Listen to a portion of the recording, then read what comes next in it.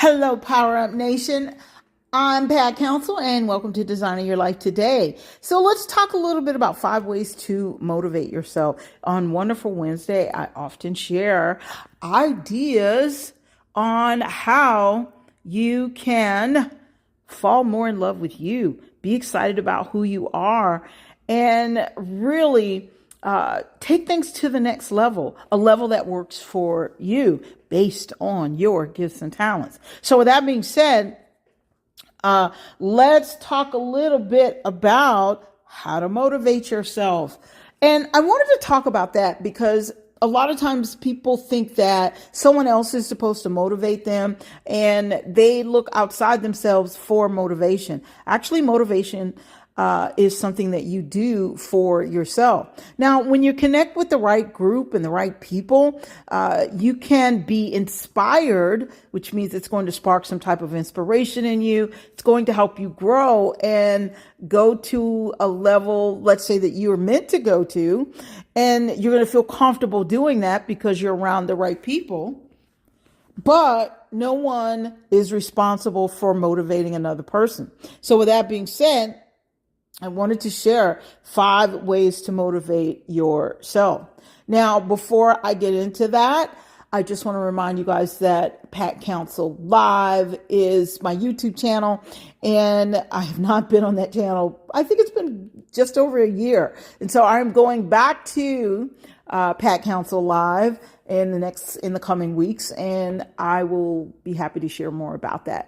So with that being said, let's press on and find out ways to motivate yourself. I wanted to talk about this also because people think about accountability partners and accountability partners. They're okay, but sometimes they can be annoying because they're making a judgment call on perhaps what you should do based on how they operate. And that doesn't exactly make you feel good. And sometimes accountability partners can be great because you said you would do something and you didn't follow through. And so the accountability partner is simply there to remind you to get back on track, not to bark at you or treat you like they're your drill sergeant or they're your parents.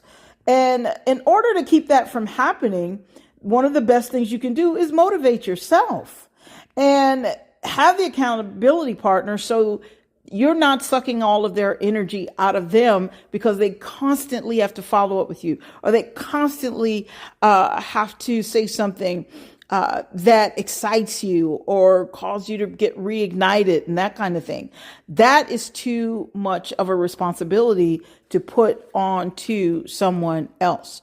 So with that being said, let's talk about how you can motivate yourself. So if you do have an accountability partner, you guys can work together, grow together, and make something great happen.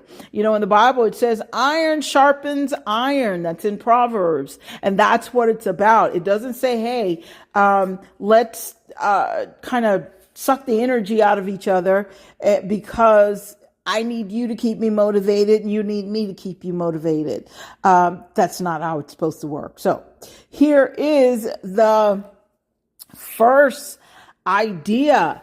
You want to learn to not be you sometimes. Now, I know we hear a lot about authenticity, and that's extremely important that you're authentic when it comes to your purpose, when it comes to you being who God designed you to be. So when I say you want to not be you, what I'm saying is you want to create a self that doesn't care about what other people think. Now, that is true authenticity.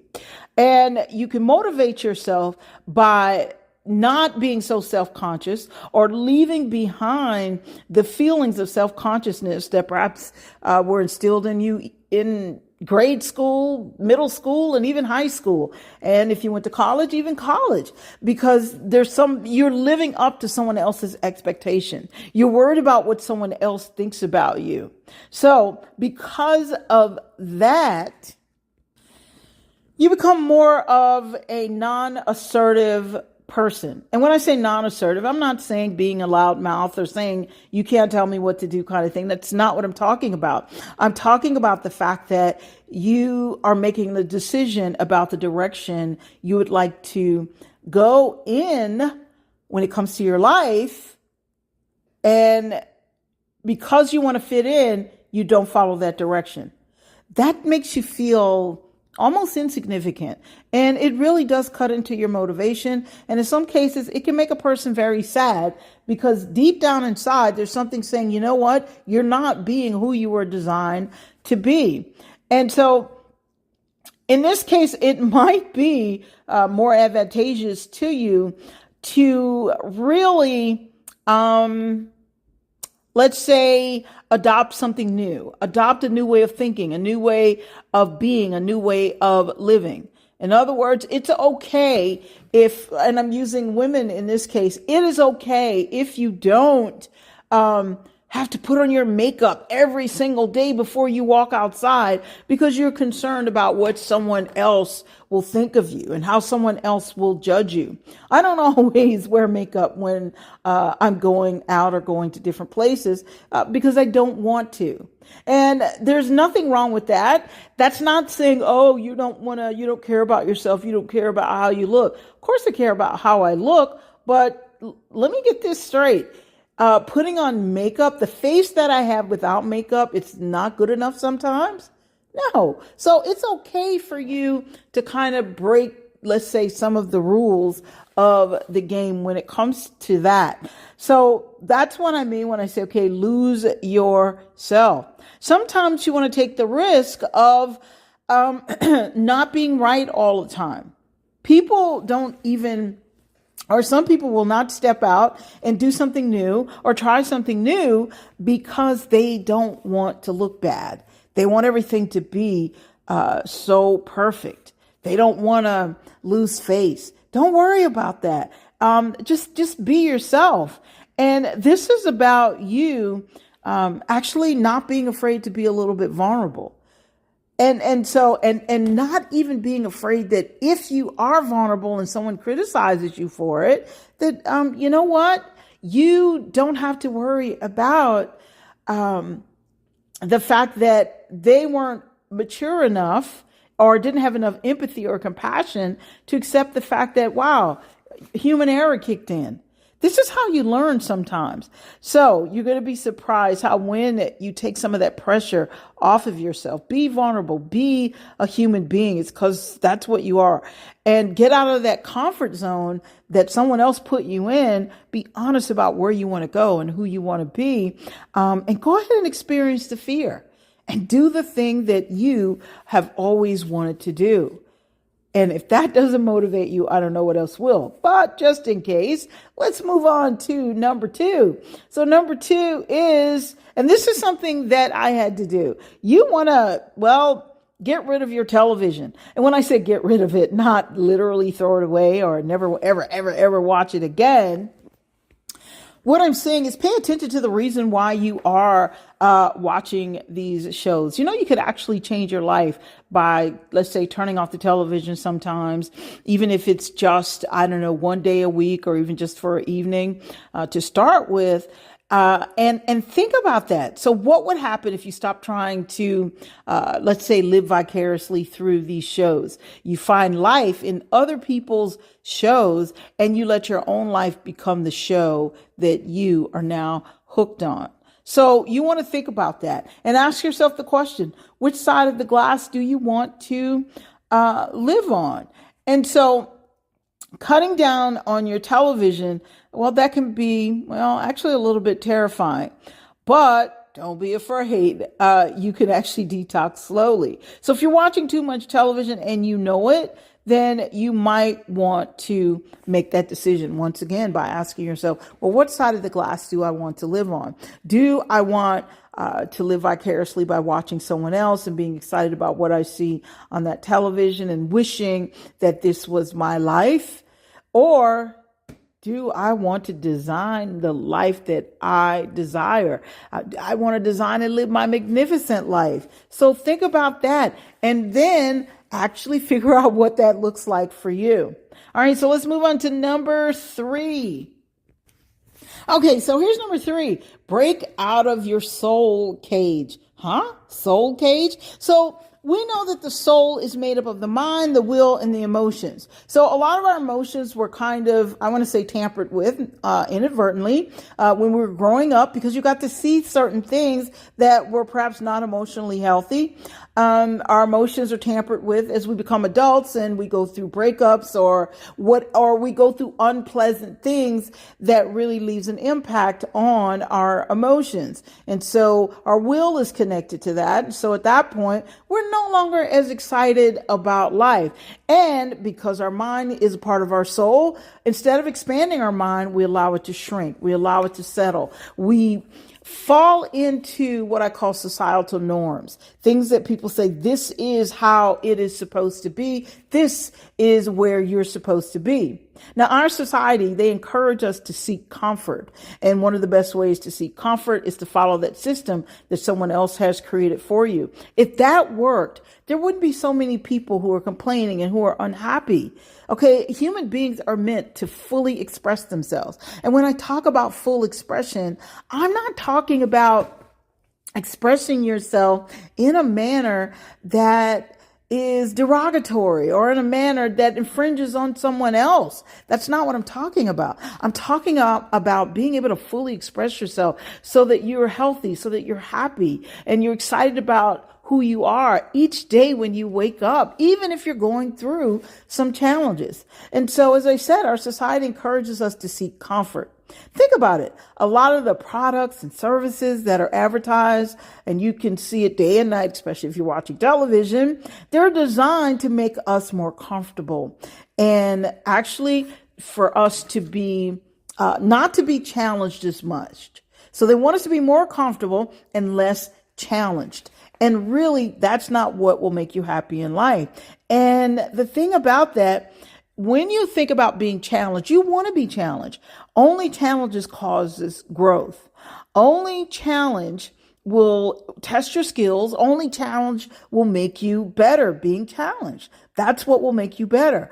Only challenges and the self-motivation to engage in that challenge and overcome that challenge will transform you into something more, into the person that you always wanted to be. So every challenge that we face, that's an opportunity for you to, well, break out of your soul cage and create a more skillful you, create a more excited you, create a more authentic you. So when we talk about authenticity, authenticity is really about you making decisions that work for you. As long as you're not hurting someone else, authenticity says we're not all the same because we have different likes. So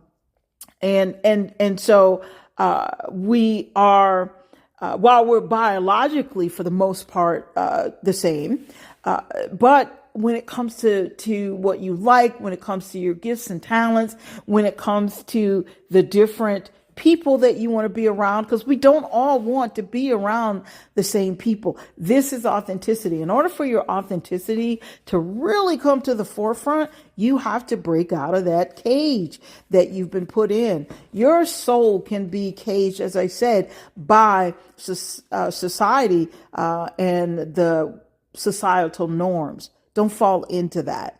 Okay, you don't have to be who the rest of the world says you are. You don't have to fit into that. So get out of the cage. Okay, so I don't really watch sports that much, but I've watched enough to know some things. And so my next tip for you is to run your own plays. So what does that mean? That means design your own life's game plan.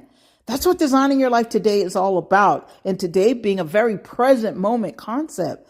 You know, what do you want your life to look like? You can create your own plans in advance so that life will respond to you instead of you responding to it. If you can hold the thought that at all times your life is either a creation or a reaction, you can continually remind yourself to be creating and planning.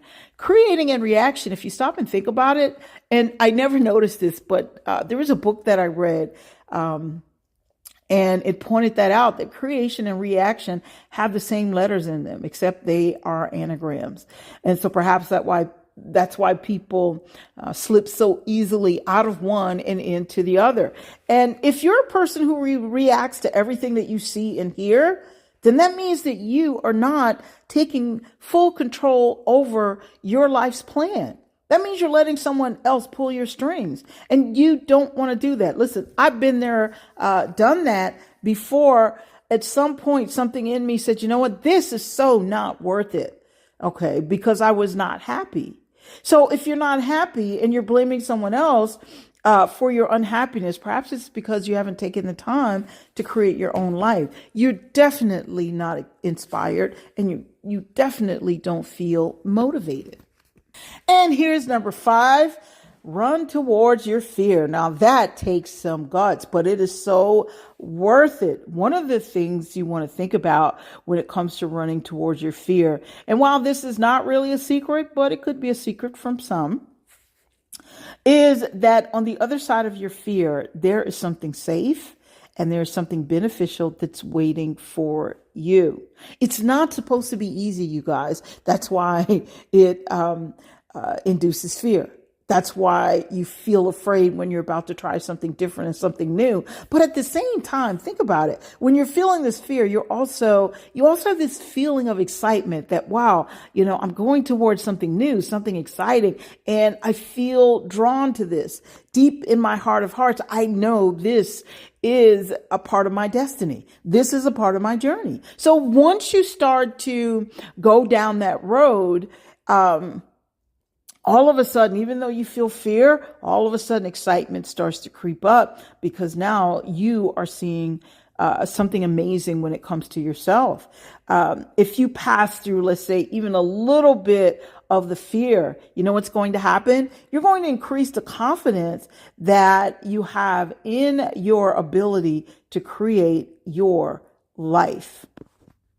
Sometimes we use fear as or we treat it as a signal that we should back away and that we shouldn't move forward. And there are times, yes, when fear is designed to protect you and to say, hey, don't step off of that curve because here comes a moving car. So it does cause you to back up a little bit. But there's also times when you should treat fear as, let's say, a signal not to close yourself off from life, but to open yourself up, because there's something new and exciting, as I said, waiting on the other side. So these are 5 ways that you can motivate yourself. And with that being said, when I said run toward your fear, what are you afraid of? What is that thing that you always wanted to do that you would be excited about if it could just happen, if you could just follow through on that? What is that thing? And so whatever that thing is, you want to perhaps write it down and make a decision. Okay. Even making a decision sometimes is fearful. I've met people that will not make a decision because once they make the decision, they know that they have to move forward, or there's something in them that if they don't move forward, that they're going to feel like, they're not winning. You see, so don't let that happen to you. So whatever's stopping you, you guys, go for it. So as I said, these are 5 ways to motivate yourself. Pick the ones that work for you and get in motivation mode and follow through, achieve your goals, and do life with power, knowing that you are built by design to win.